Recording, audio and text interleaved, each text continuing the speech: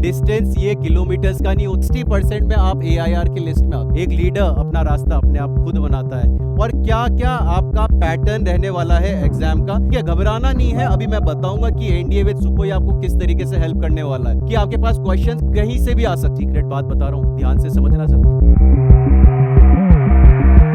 मिल ही जाएगी मंजिल, भटकते भटकते गुमराह तो वो हैं जो घर से निकले ही नहीं। Jai Hind everyone, welcome to NDA with Sukhoi. Yes, today's session is all about how to crack and roadmap to NDA. तो भटकना ही क्यों है जब आपके पास सुखोई की तरफ से कंप्लीट रोड मैप मिल रहा है एनडीए खड़कवासला का। तो यहाँ पे किस तरीके से आप एग्जाम को क्वालिफाई कर सकते हो, क्या अप्रोचेस आपको फॉलो करनी है, क्या क्या प्रॉब्लम्स आपके पास आने वाली है और किस तरीके से एनडीए विद सुखोई आपकी हेल्प करने वाला है, आज ही के सेशन में हम डिस्कस करेंगे। सारी की सारी ऐसी अप्रोचेस को फॉलो कर रहे हैं कि जिससे आपको आने वाले टाइम में एग्जाम बहुत ही इजी लगे। देखो डिस्टेंस, यहां से एक बात बताएं, डिस्टेंस कितना है सुखोई का? 1361 किलोमीटर। बट कहीं ना कहीं डिस्टेंस ये किलोमीटर्स का नहीं होता, डिस्टेंस होता है तैयारी का।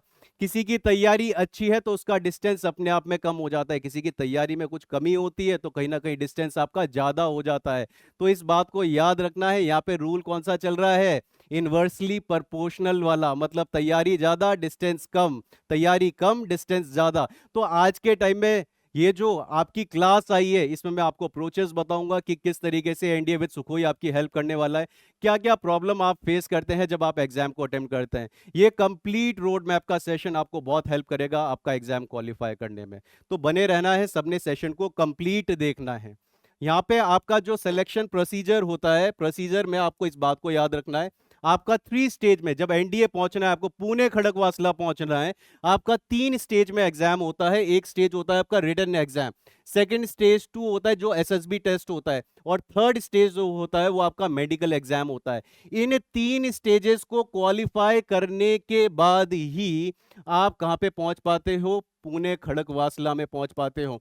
एक भी टेस्ट में अगर आप फेल होते हो तो आपकी जर्नी वहां पे कंप्लीट नहीं हो पाती। तो सारे के सारे प्रोसीजर्स आपके बहुत इंपॉर्टेंट रहते हैं। और आज जो हम आपकी हेल्प करने वाले हैं, कंप्लीट रोड मैप जो दे रहे हैं, वो आपको रिटन एग्जाम का दे रहे हैं।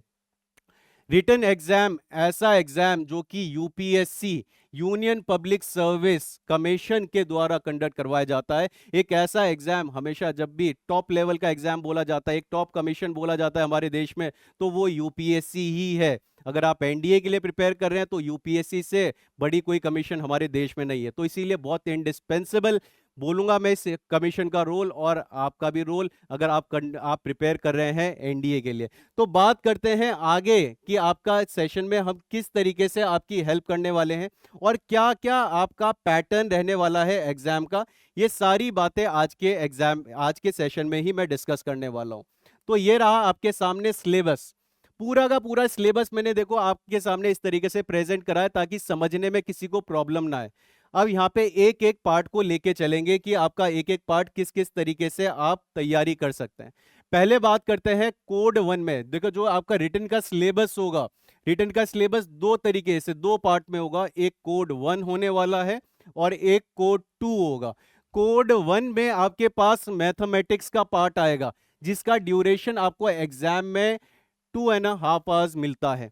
वैसे ही आपका जीएटी का पार्ट होगा तो जीएटी में आपका ड्यूरेशन जो रहेगा 2.5 आवर्स ही रहने वाला है। मतलब 2.5 घंटे का आपका दो पार्ट में कोड 1 और कोड 2 के पेपर होते हैं। अब मैथमेटिक्स में आपको क्या क्या कवर करना है इनको देख लेते हैं। एलजेब्रा आपका इसमें मैथमेटिक्स में आता है, मैट्रिसेस होगा, ट्रिग्नोमेट्री ये आपको कवर करना है, analytical geometry of 2 and 3 dimensions, differential calculus, integral calculus, differential equations, vector algebra, statistics and probability. ये आपके जो पार्ट होते हैं, ये आपका सिलेबस किसका है? मैथमेटिक्स का है। इनको आपको कवर करना है, ठीक है, घबराना नहीं है। अभी मैं बताऊंगा कि एनडीए विद सुखोई आपको किस तरीके से हेल्प करने वाला है। तो ये पार्ट आपको कवर करने हैं। और कहीं ना कहीं मैं ये बात बोलता हूं, 11th और 12th स्टैंडर्ड में कहीं ना कहीं स्टूडेंट्स ने ये पढ़ा हुआ होता है। और मैं ये बात भी बोलता हूं, हमारे देश में कई स्टूडेंट ऐसे भी हैं जो बिना तैयारी के भी एग्जाम क्वालिफाई कर सकते हैं। और उन्हीं स्टूडेंट्स की हेल्प के लिए हम एक सेशन भी लेके आए हैं, और उसी सेशन के बारे में मैं बताऊंगा आपको कि हमारी हेल्प कैसे रहने वाली है। तो जितने भी स्टूडेंट्स 11th वाले हैं, 12th वाले हैं, तो उनकी हेल्प कैसे होगी, और यहाँ से हम क्या अप्रोचेस को फॉलो करते हैं, वो सारी बातें आपको बताई जाएंगी। अगर आपने ये पढ़े हैं, ये टॉपिक अच्छे हैं, तो कोई वो भी अच्छा है। और अगर नहीं भी पढ़े हैं, अगर आपके इतना पार्ट कवर है, तो हम कैसे हेल्प करेंगे वो बताया जाएगा। नेक्स्ट सेशन, नेक्स्ट पॉइंट जो आपका है, नेक्स्ट पॉइंट है आपका सेशन में, that is English part A जो आने वाला है आपका। इसमें इंग्लिश का पार्ट होगा। इंग्लिश के पार्ट में आपका नंबर 1 जो ग्रामर होगा, ग्रामर में आपके पास स्पॉट द एरर के क्वेश्चंस आते हैं, जो कि आपके 10 क्वेश्चंस होते हैं। मैथ्स में बेटा फ्लक्चुएशंस बहुत होते हैं, मतलब कि आपके पास क्वेश्चंस कहीं से भी आ सकते हैं, ऐसा कोई फिक्स नहीं है। बट आपका जो ग्रामर का पार्ट है और ग्रामर में स्पॉट द एरर है, कुछ आपके पास इसमें फिक्स रहते हैं जो इंग्लिश के पार्ट में रहते हैं, जैसे स्पॉट द एरर आपके 10 क्वेश्चंस। फिर इसके बाद आपका सिनोनिम्स रहता है, इसमें भी आपका फिक्स रहता है कि आपके 10 क्वेश्चंस आ रहे हैं फिक्स। इसके बाद आपका एंटोनियम्स, ये भी आपका फिक्स रहता है कि आप कितने क्वेश्चंस आते हैं। मेरी बातें सुनते सुनते इतने भी फिक्स मत हो जाना कि आपको ये लगे कि एग्जाम में सिर्फ ये ही आने वाला है, कि आपका ये ही पार्ट आएगा। अभी मैं आपके सामने बताऊंगा कि यूपीएससी इंग्लिश का सिलेबस को क्या बोलता है। मैं ये बात बोलता हूं स्टूडेंट्स को, कभी भी क्रैम करके नहीं जाना, कभी भी चीजों को इस तरीके से स्ट्रिक्टली याद नहीं करना है कि आपका बस यही पार्ट आएगा, क्योंकि यूपीएससी डाइसी है, कई बार चेंजेस करती है। और जिन्होंने पहले एग्जाम दिया है उन सबको मालूम है कि कहीं ना कहीं पैटर्न में चेंजेस आए हैं। तो आपके और क्या क्या पार्ट रहते हैं जो आपको प्रिपेयर करने में, सारी बातें कवर करने वाला हूं। यहाँ पे आपका वन वर्ड सब्स्टिट्यूशन है, इडियम्स एंड फ्रेजेस है जिसके आपके 10 क्वेश्चंस होंगे, फ्रेजल वर्ब्स हैं एंड प्रीपोजिशंस, कॉम्प्रिहेंशन जिसमें आपका PQRS आता है, जिसको पैराजंबल्स भी बोलते हैं। पैराजंबल्स के नाम से भी जानते होंगे कई स्टूडेंट्स।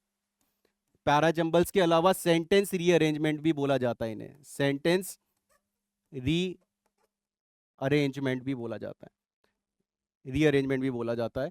क्लोज टेस्ट ये आता है, और क्लोज टेस्ट के साथ साथ ये जो कॉम्प्रिहेंशन में एक और पार्ट आता है आपका पैसेज का आता है। आपको पैसेज रीड करना होता है, उसके क्वेश्चंस आपके सामने प्रेजेंट होते हैं। फिर एक पार्ट आपका सेंटेंस करेक्शन का भी आता है, ये सेंटेंस करेक्शन की आप सेंटेंस को कैसे करेक्ट कर सकते हो, इसके 10 क्वेश्चंस आते हैं आपके पास। नरेशन और नॉइस डायरेक्टली नहीं आते, इसको याद रखना, नरेशन और वॉइस आपके डायरेक्टली नहीं होंगे, बट इनडायरेक्टली आपके पास स्पॉट द एरर या फिर पार्ट्स ऑफ स्पीच में आ सकते हैं। तो कई जगह आप देखना, कई सिलेबस नेट में जब आप सर्च करते हो तो आपको ये वाले नरेशन और वॉइस देखने को नहीं मिलते, बट ये भी बहुत इंपॉर्टेंट हो जाते हैं। Next is होमोनम्स। होमोनम्स आजकल यूपीएससी पूछने लग रहा है, तो होमोनम्स की तैयारी रखो। होमोनम्स मतलब क्या, जो साउंड करने में सेम होंगे बट उनका मीनिंग अलग होने वाला है। जैसे एक वोकैबुलरी मैंने आपके सामने लिखी अबेट, और ABAT लिखी अबेट, दोनों वोकैबुलरी का मीनिंग अलग है बट प्रोनाउंसिएशन ऑलमोस्ट सेम है, तो ऐसे वर्ड को होमोनम्स बोला जाता है। Next is foreign words. Foreign words पहले के टाइम में एग्जाम में यूपीएससी में आते थे, बट आज के टाइम में नहीं आ रहे, तो स्टूडेंट्स ये सोच रहे नहीं आएंगे, बट अभी कुछ हाल ही फिलहाल में कुछ ऐसे एग्जाम आए यूपीएससी के जिसमें फॉरेन वर्ड्स को देखा गया, तो यूपीएससी के लिए आपको फॉरेन वर्ड्स को भी प्रिपेयर करना है। Identify parts of speech. अब पार्ट्स ऑफ स्पीच ग्रामर का ही पार्ट है, कई स्टूडेंट्स इसमें फंस रहे हैं। Identify parts of speech, parts of speech बेटा, पार्ट्स ऑफ स्पीच के बारे में अगर आप तैयारी कर रहे हो तो आपकी ग्रामर, आपके बेसिक्स क्लियर होने चाहिए। अगर किसी के बेसिक्स क्लियर है तो ये पार्ट भी आपका फिक्स है, और ये भी आपके एग्जाम में अब के टाइम में आ रहे हैं। कंप्लीट द सेंटेंस, ये वाली फॉर्मेशन भी आपके पास एग्जाम में आ रही है कि आप सेंटेंस को कैसे कंप्लीट कर सकते हो, और रीसेंट एग्जाम में ही आपने देखा है कि कंप्लीट द सेंटेंस की फॉर्मेशन आपके पास आई है। ये ऐसा अपडेटेड फॉर्मेट है जो मैं आपके सामने प्रेजेंट कर रहा हूं, जो कि आपको हर जगह नहीं मिलने वाला। मैंने आपके सामने ये प्रेजेंट कर दिया इंग्लिश के बारे में। अब आते हैं जीएस के बारे में। अगर देखो यहाँ पे जीएस के बारे में देखा जाए, जो कि आपका पार्ट बी का है, मतलब क्या है, इंग्लिश और जनरल स्टडीज आपको 2.5 घंटे में कवर करने होंगे एग्जाम में। अब इसमें सेक्शन ए जो कि 25% को कवर करता है, सेक्शन बी केमिस्ट्री 15% को, सेक्शन सी जनरल साइंस 10% को, हिस्ट्री फ्रीडम मूवमेंट 20% को, सेक्शन ई ज्योग्राफी 20% को, और करंट इवेंट्स आते हैं आपके 10%। मतलब कि एक बात समझे, जितने परसेंट यहाँ पे लिखे गए हैं, जितने परसेंट लिखे गए हैं उतने ही क्वेश्चन आपके पास आने वाले हैं, क्योंकि इंग्लिश में आपके पास पार्ट ए में 50 क्वेश्चंस आपको मिलने वाले हैं। आपको इसमें 50 क्वेश्चंस मिलेंगे। और पार्ट बी, ये वाला जो पार्ट बी है, इस पार्ट बी में जनरल स्टडीज में आपके पास 100 क्वेश्चंस आएंगे। तो 100 क्वेश्चंस मैंने आपके सामने बोल दिया, तो 25% 100 का कितना, 25 क्वेश्चंस।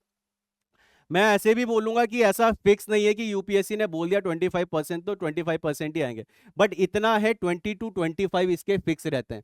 कई बार ऐसा हो सकता है 27 भी रहे। और एक और बात मैं बताता हूँ, फिजिक्स में थोड़ा वेटेज ज्यादा होता है, फिजिक्स में ज्यादा ध्यान देना है। एनडीए के लिए अगर प्रिपेयर कर रहे हैं तो सबसे ज्यादा इंपॉर्टेंट बेटा आपका जो होता है यहाँ पे, ये फिजिक्स ही होता है। फिजिक्स आपका काफी पार्ट कवर करवाता है, क्योंकि 25% सिर्फ एक ही पार्ट लेके चल रहा है। फिर सेकंड आपको ये देखना है कि आप साइंस में क्या है। केमिस्ट्री में आपके पास 15% और जनरल साइंस जिसमें बायोलॉजी भी आता है, ये आपका 10% को कवर करता है।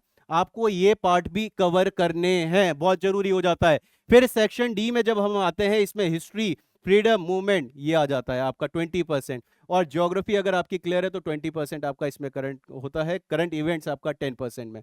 तो ये सारे के सारी बातें जो मैंने अभी आपके सामने प्रेजेंट करी, सारे के सारा ये जो ट्राइफर्केशंस मैं बोलूंगा, बायफर्केशंस, ट्राइफर्केशंस मतलब बायफर्केट, दो भागों में बांट के मैंने आपके सामने प्रेजेंट करा। इन चीजों को आपको समझना पड़ेगा। जितनी पार्ट मैंने अभी आपके सामने प्रेजेंट करा, ये सारा का सारा पार्ट आप सबके लिए बहुत इंपॉर्टेंट है। बिना इसको समझे आगे एग्जाम क्वालिफाई करना मुश्किल हो जाता है। देखो, अगर आप किसी भी एग्जाम के लिए प्रिपेयर कर रहे हो या फिर लाइफ की प्रॉब्लम भी है, तो पहले उस प्रॉब्लम को समझना पड़ता है, उसके बाद ही वो प्रॉब्लम का सोल्यूशन है। और यही सोल्यूशन को प्रोवाइड करने के लिए जो आपका एग्जाम वाला है, ये हमने सेशन आपका कंडक्ट करा है। अब एक बात समझो कि मैंने आपके सामने बताया कि इंग्लिश का ये होता है, छोटा सा मैंने एक बात बता दी कि यूपीएससी ने जो सिलेबस बोला है, ये बोला है। यूपीएससी के अकॉर्डिंग इंग्लिश का सिलेबस क्या है? Grammar and usage, vocabulary comprehension, cohesion in extended test to the test to test the candidate proficiency in English। बस ये बात बोली गई है। बाकी तो हमने जोड़ा है, उसमें एंटोनियम्स आते हैं, सिनोनियम्स आते हैं, ये तो हमने पैटर्न को देख के समझा है। बट यूपीएससी ये बात बोलती है, you have to prepare for fire and water. मतलब क्या हर परिस्थिति के लिए तैयार होना पड़ेगा, क्या हम पैटर्न को कभी भी चेंज कर सकते हैं? क्योंकि यहाँ पे उन्होंने लिख दिया ना, कोहिजन मतलब होता है जब कोई लंबा टेक्स्ट आ जाए आपके पास, एक्सटेंडेड टेक्स्ट आ जाए, उसमें आप कैसे पढ़ रहे हो। छोटा टेक्स्ट तो कोई भी पढ़ देता है, यहाँ पे paper 1, general ability test, maximum marks, ये सब पढ़ देते हैं। But the question paper in English will be design to test the, ये लंबा जो टेक्स्ट आता है उसको कितने अच्छे तरीके से आप पढ़ सकते हो, उसको भी टेस्ट यूपीएससी करता है। तो इंग्लिश का सिलेबस को देखो, कोई हार्ड एंड फास्ट नहीं है कि वो ही फिक्स है। मैं ये बात बोलता हूँ, जितना भी आपका यहाँ पे मैं बता रहा हूँ यूपीएससी की तरफ से एक पैटर्न को मैं पूरा का पूरा अपडेटेड फॉर्म में बता रहा हूँ, हम सारी चीजों को कवर कर रहे हैं। बट कोई भी चीजें फिक्स नहीं है, इस बात को समझना। मतलब आगे पीछे हो सकता है, क्या पता एंटोनियम्स आ गया, या फिर करेक्ट द सेंटेंस आ गया, या अलजेब्रा का पार्ट कम आ गया या ज्यादा आ गया, या फिजिक्स का ज्यादा आ गया या उसका कम आ गया। तो ये बात को आपको अपनी कंसिडरेशन में रखना है कि आपको कवर सारी चीजें करनी है, तैयारी ज्यादा से ज्यादा अच्छी करना है। बोला जाता है ना, if you try for the moon, if you aim for the moon, you will definitely hit the stars. But अगर आप स्टार्स के लिए करोगे तो कुछ नहीं मिलने वाला। तो अपनी तैयारी को पूरे अपग्रेडेड रखना है। अब यहाँ पे नेक्स्ट पॉइंट देखो, ध्यान से देखना है। यहाँ पे अब आपके पास आया कि यहाँ पे रिकमेंडेशन और कट ऑफ क्या गई है। इंडियन आर्मी के बारे में बात बोले तो आपके पास वैकेंसीज 208 है, इंक्लूडिंग 10 फॉर फीमेल कैंडिडेट। अब तो फीमेल भी एग्जाम दे रही है ना, तो उनके लिए भी यहाँ पे अब पूरा का पूरा एक स्पेस दिया गया है, वैकेंसीज दी गई है। एनडीए में, फिर एनडीए के बाद इसमें नेवी, नेवी में 3 है आपके पास फीमेल। आप सबको मालूम होगा, इसको हम क्या बोलते हैं, एक ट्राई फोर्सेस वाला एक इंस्टीट्यूशन बोला जाता है एनडीए को, जहां पे आपके पास वैकेंसीज रहती है, आर्मी की भी रहेगी, नेवी की भी रहेगी और एयरफोर्स की भी रहेगी। तो वैकेंसीज यहाँ पे 92 देखने को मिलेगी, टेक में 18 देखने को मिलेगी, 10 में मिलेगी। फीमेल कैंडिडेट के लिए भी यहाँ पे वैकेंसीज है, ठीक है। यहाँ पे 30 वैकेंसीज नेवल अकेडमी में, और अब तो फीमेल को भी मिल रही है इसमें वैकेंसीज। ऐसा नहीं है, पहले मेल मेल के कैंडिडेट के लिए होती थी। टोटल वैकेंसीज 400 बनी। बट यहाँ पे बात देखें, नंबर ऑफ कैंडिडेट कितने लेके गए, 519। अब इसमें मिनिमम क्वालिफाइंग स्टैंडर्ड को समझो, यहाँ पे समझना है। 900 मार्क्स का आपका पेपर होता है, 900 मार्क्स का आपका पेपर है। तो 900 मार्क्स में से 360 जो इन्होंने लिखा निकाला है, ये आपका कट ऑफ मार्क्स होता है। कट ऑफ मतलब हर सब्जेक्ट में आपको सिर्फ कितना लाना है, 25%, हर सब्जेक्ट में 25%, सिर्फ 25% लाने से आप क्वालिफाई कर जाते हो। एक बात बताएं, इंग्लिश में ना आपके कितने क्वेश्चंस होते हैं? 50 क्वेश्चंस होते हैं।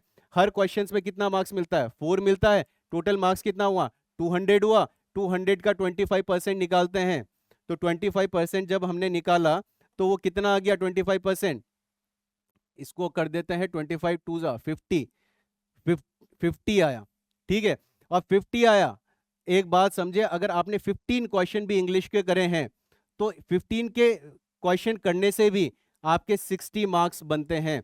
मतलब देखो, इंग्लिश में 15 क्वेश्चन करने से आपका सेक्शन क्वालिफाई है, और वो भी 25% से ज्यादा। मतलब क्या है, अप्रोचेस आपको आनी चाहिए कि एग्जाम को किस तरीके से अटेम्प्ट करना है। एग्जाम क्वालिफाई करना हार्ड नहीं है। आप क्या करते हो मैं बताता हूं यहां पे, कि आपके पास जो पार्ट होता है मैथमेटिक्स का, कई स्टूडेंट्स की प्रॉब्लम क्या आती है, इस बात को समझे सारे के सारे स्टूडेंट्स। अगर यहां पे ये बात बोली गई है कि 25% में आपका सेक्शन क्वालिफाई होता है, समझना इस बात को, क्योंकि आपका एग्जाम बहुत इजी हो जाएगा। 25% में ये क्वालिफाई, 25% में ये क्वालिफाई, 25% में ये क्वालिफाई। तो अगर आपका 25% में ये सेक्शन क्वालिफाई हो रहा है, आपका इतने पार्ट करने से क्वालिफाई हो रहा है, तो एक बात को ध्यान दे, एग्जाम को उतने में छोड़ना होता है। स्टूडेंट्स क्या करते हैं मैं बताता हूं, स्टूडेंट्स की प्रॉब्लम क्या आती है, किस कारण वो क्वालिफाई नहीं कर पाते, वो ये होता है कारण, ये है फ्लूक, जिसको बोला जाता है तुक्का। तुक्के नहीं मारने होते यूपीएससी में, क्योंकि आपको यह बात याद रखना होता है कि नेगेटिव मार्किंग सीधा 1/3 पे जाती है। अगर मार्क्स 4 दिए जा रहे हैं तो यहां पे आपका इतना जाएगा, अगर 2.5 दिए जा रहे हैं तो 1/3 आपकी नेगेटिव मार्किंग होगी। तो नेगेटिव मार्किंग स्कीम भी रहती है। स्टूडेंट्स वो क्वालिफाई करता है। देखो सीक्रेट बात बता रहा हूं, ध्यान से समझना सब। सीक्रेट बात यह है, मैथमेटिक्स कोड 1 है आपका, पहले मैथमेटिक्स का एग्जाम होता है। मैथमेटिक्स में कई बार स्टूडेंट्स जैसे 120 क्वेश्चंस आए, इस बात को समझना सब, 120 क्वेश्चंस आए, 120 में ना 40 क्वेश्चंस करने के बाद ना क्या होते हैं, हताश हो जाते हैं, बोलते हैं कि यार 40 क्वेश्चंस में एग्जाम क्वालिफाई नहीं होगा। और इसलिए क्या लगाते हैं, तुक्के लगाते हैं। तुक्के लगाएंगे, तुक्के लगाएंगे, तुक्के लगाएंगे, और सारा का सारा फ्लूक। फ्लूक जब उन्होंने लगाया तो फ्लूक लगाने से वो उल्टा प्लस पॉइंट के बजाय नेगेटिव मार्किंग में चले जाते हैं। उनके जो मार्क्स हो जाते हैं वो कहाँ चले जाते हैं, नेगेटिव मार्किंग में चले जाते हैं। कुछ स्टूडेंट ऐसे होंगे, उनका भी बताता हूं मैं। 40 क्वेश्चंस करेंगे, 40 क्वेश्चंस करने के बाद आपका ये जो जीएटी का पार्ट होता है, कोड 2 होता है, उस एग्जाम को अटेम्प्ट ही नहीं करते, अनअटेम्प्टेड छोड़ देते हैं, मतलब छोड़ के ही चले जाते हैं। आप देखना, जब एग्जाम हो रहा होगा तो एग्जाम में कई सीट्स आपको खाली मिलेगी। वो ऐसे होंगे जिनका मैथ्स का पार्ट बुरा गया। बट जो स्मार्ट कैंडिडेट होगा, स्मार्ट कैंडिडेट क्या करता है, बात को समझना। स्मार्ट कैंडिडेट क्या करता है, 40 क्वेश्चंस करे, उसको मालूम है कि लेवल हार्ड आया है तो वो सबके लिए हार्ड है। 40 क्वेश्चंस में आपका एग्जाम क्वालिफाई हो जाएगा मैथमेटिक्स का, क्योंकि आप 25% से ऊपर आ रहे हो। बस ये है कि आपको इस पार्ट में स्कोर ज्यादा करना है। 25% बोला गया है तो इसका मतलब ये नहीं कि सिर्फ आपको 25% लाना है। मैं आपको गारंटेड एश्योर्ड बोलता हूं कि अगर आप 40% स्कोर कर देते हो ओवरऑल, मतलब इनको 25% में लेके, तो आपका एग्जाम क्वालिफाई हो जाता है एनडीए। इतने में आपका क्वालिफाई होता है 40% में, और ये एश्योर्ड है, ऐसी बात नहीं बोली जा रही है। एक सेशन में आपको केस स्टडी का भी लेके आऊंगा कि जिसमें आपको बताया जाएगा कि आपका एग्जाम का पैटर्न किस तरीके से होगा और किस तरीके से आप उसको फॉलो कर सकते हो। ठीक है, तो ये मैंने अभी आपके सामने प्रेजेंट करा, और मुझे लगता है कि सारे के सारे जितने भी स्टूडेंट हैं सब के सब क्या कर सकते हैं, आराम से इजीली इतना तो आप अटेम्प्ट कर ही सकते हो और इतना आप स्कोर कर ही सकते हो। एआईआर है, ऑल इंडिया रैंक वाले हैं, इनका भी स्कोर देख लो। ये अनुराग, ये 2022 का है। एक ऐसी केस स्टडी मैंने आपके सामने प्रेजेंट कर दी। 609 लाया है ये टोटल में, और इसके जो है ये 447 है टोटल में। ठीक है, तो मतलब आपको मालूम होना चाहिए कि आपके पास एआईआर भी आ रहा है तो 609 में आ रहा है, मतलब 600 पे ये एआईआर बना हुआ है। 600 पे मतलब 600 कितना हुआ, 900 का अगर देखा जाए तो। इसको काट देते हैं यहाँ से, 2 3 3 3 भाई मैथ्स में गलती होगी तो थोड़ा सा माफ कर देना, वैसे गलती तो नहीं होगी खैर। 66% के अराउंड, 66% के अराउंड, मतलब ये मान के चलो कि आपका एक AIR ऑल इंडिया रैंक का टॉपर निकलता है। 60% में आप AIR की लिस्ट में आते हो, 60% में। तो इतना हार्ड नहीं है एग्जाम को क्वालिफाई करना, बस उसकी अप्रोचेस को आपको समझ में आना चाहिए। अब बात करते हैं एग्जाम फियर, प्रॉब्लम और फेलियर। एग्जाम फियर अगर चल रहा है तो वो फियर का सोल्यूशन अभी आज ही के सेशन में हम प्रोवाइड करने वाले हैं। आपके पास प्रॉब्लम है, कोई सिचुएशंस है, तो उनको भी हम रिजॉल्व करके देंगे। एनडीए विद सुखोई का टेलीग्राम चैनल है, वहां पे आप कुछ ना कुछ अपडेट आपको मिलते रहेंगे। बाकी यूट्यूब चैनल है, उसमें आप कमेंट बॉक्स में कुछ ना कुछ लिखते रहें, अपने क्वेरीज को लिखते रहें, ताकि हम वहां से अपडेट करें। और फिर आते हैं फेलियर वाले। बेटा failure is indispensable if you want to get success in your life. ये इनडिस्पेंसिबल है। एक बारी में अगर किसी को कुछ हासिल हो जाए ना, तो कभी कुछ हासिल नहीं हो सकता, और हासिल हो भी गया ना, तो उसे अनुभव हासिल नहीं हो सकता। तो अनुभव हासिल करने के लिए फेलियर को कॉन्फ्रंट करना बहुत जरूरी हो जाता है। तो यहाँ पे आपके सामने फेलियर आया ना, तो कोई बात नहीं, अगर आपने पहले तैयारी करी, एग्जाम नहीं हो पाया, तो आज आपके पास एनडीए विद सुखोई की तरफ से मैं प्रेजेंट करूंगा एक ऐसा रोड मैप, एक ऐसी अप्रोचेस जो आपको एग्जाम क्वालिफाई करवा देगी। अब यहाँ पे देखें आपके सामने हम किस तरीके से आपको हेल्प करने वाले हैं, वो भी यूट्यूब के थ्रू। तो वो मैं आपके सामने स्केड्यूल को प्रेजेंट करता हूँ। तो यहाँ पे एनडीए विद सुखोई की तरफ से आपको फ्री क्लासेस मिल रही है। आपको रूटीन क्या फॉलो करना है, इस पे ध्यान देना। हमारे साथ पढ़ोगे तो एग्जाम क्वालिफाई जरूर करोगे, और किस तरीके से करोगे वो हम सारी की सारी बातें बताएंगे आपको। बेटा दिन की शुरुआत होती है मॉर्निंग से। तो मॉर्निंग में आपके पास सेल्फ स्टडी, मॉर्निंग में आपके पास सेल्फ स्टडी करनी है आपको। और मॉर्निंग में 8 AM में आपका करंट अफेयर्स का सेशन होगा। कौन से चैनल में? एनडीए विद सुखोई में आपका 8 AM में करंट अफेयर्स की क्लास होगी। इसके बाद अभी थोड़े टाइम में आपको अपडेट मिलेगा, एक द हिंदू का सेशन आने वाला है, और ये बहुत इंपॉर्टेंट सेशन होगा आप सबके पास, सबके लिए, क्योंकि इसमें कॉम्प्रिहेंशन को कवर करवाया जाएगा, आपके पैसेज, आपके क्लोज टेस्ट। बहुत ही यूनिक सेशन होगा आप सबके लिए। तो यहाँ पे हमारा एडिटोरियल का सेशन होगा, इसमें वो कैप का एनालिसिस करेंगे और कंप्लीट एनालिसिस करेंगे। वो कैप तो आएंगी और एनालिसिस भी आएगा। एनालिसिस मतलब क्या? इसमें अगर जीएस होगी या फिर करंट अफेयर्स होगा, उनको भी डिस्कस किया जाएगा। तो इसका अपडेट आपको जल्द मिल जाएगा। But in the mean time आपको जो मिल रहा है, प्रोवाइड हो रहा है, वो 8 AM में करंट अफेयर्स की क्लासेस हो रही है। तो करंट अफेयर्स की क्लास जरूर देखनी है। धर्मेंद्र सर ने क्लास बिगिन कर दी है, तो वो सेशन को जरूर देखें, बहुत इंपॉर्टेंट सेशन है वो। फिर इवनिंग में यूट्यूब क्लास स्केड्यूल क्या होने वाला है, इसको देख लेते हैं। इवनिंग में आपकी क्लास होगी 6 to 7, जो चलेगी आपकी साइंस की क्लास है, बहुत इंपॉर्टेंट क्लास है। 7 to 8 आपका जीके की क्लास होने वाली है। जीके में आपका सारा पार्ट कवर होगा, बहुत इंपॉर्टेंट हो जाएगा। 8 to 9 आपका मैथ्स का पार्ट कवर होगा। और 9 to 10 आपका इंग्लिश का पार्ट कवर होने वाला है, जो कि मैं ही आपकी क्लास लूंगा।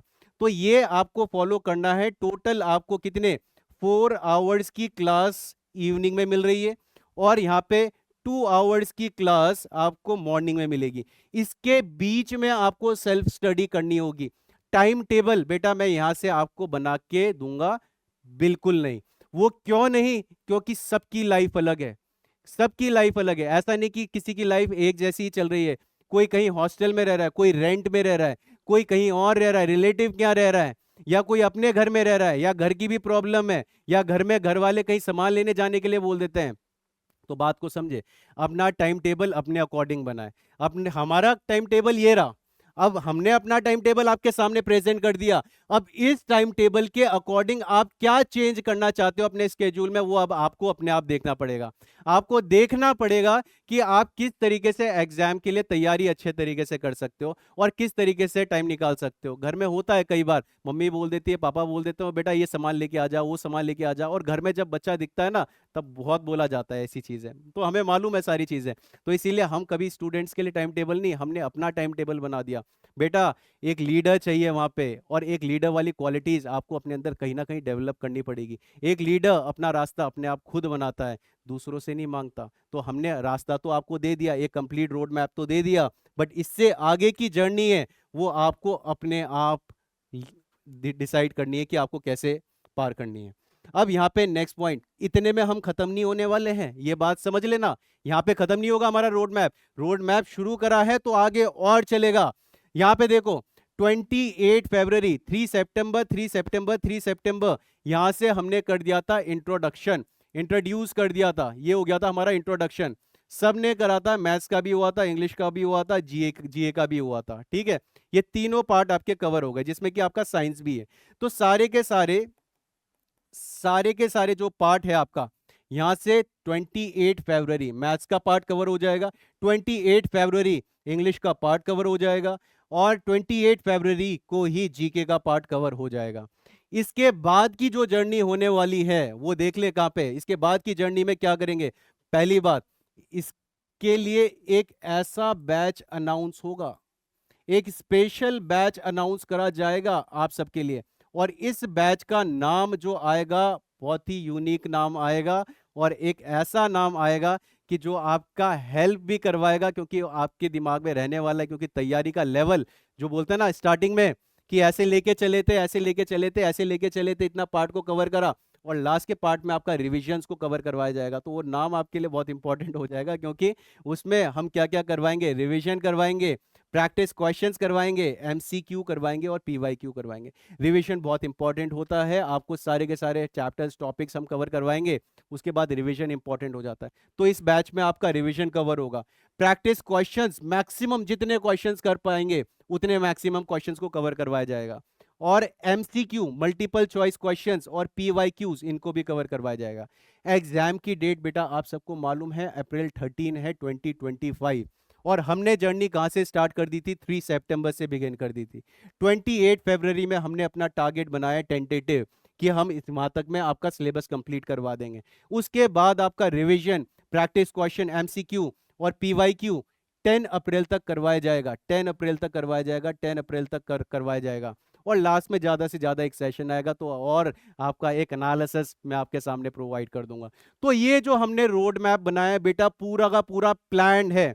आपको बस करना क्या है, घर में बैठना है, अच्छे से कॉपी पेन लेके बैठना है, तैयारी करनी है, दिमाग में एम बना लेना है कि हमें एग्जाम क्वालिफाई करना है। अगर ठान लिया तो ठान लिया, तो आप एग्जाम को क्वालिफाई जरूर करोगे। ये बात मैं नहीं, ये बात आप ही बोलोगे जब हम पहुंचेंगे यहाँ पे 28 फरवरी में, इसके रिवीजन के पार्ट में, इसके रिवीजन के पार्ट में, इसके रिवीजन के पार्ट में, ठीक है।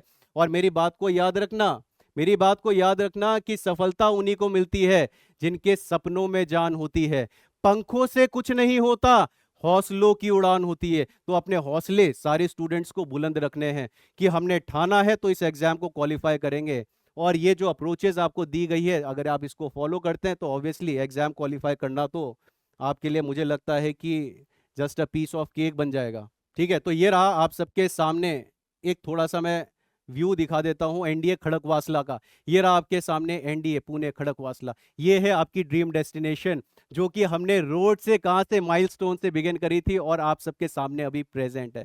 तो यही आप सबके लिए इंपॉर्टेंट जो बातें मैंने बताई, इन चीज़ों को फॉलो जरूर करें। और लास्ट में तो फिर हमारा देश के लिए जो हिंद है, लास्ट में बोलते हैं आप सबके लिए जरूर आगे अपनी मेहनत करें, हम कनेक्ट होकर जुड़ के आपके साथ मेहनत करेंगे।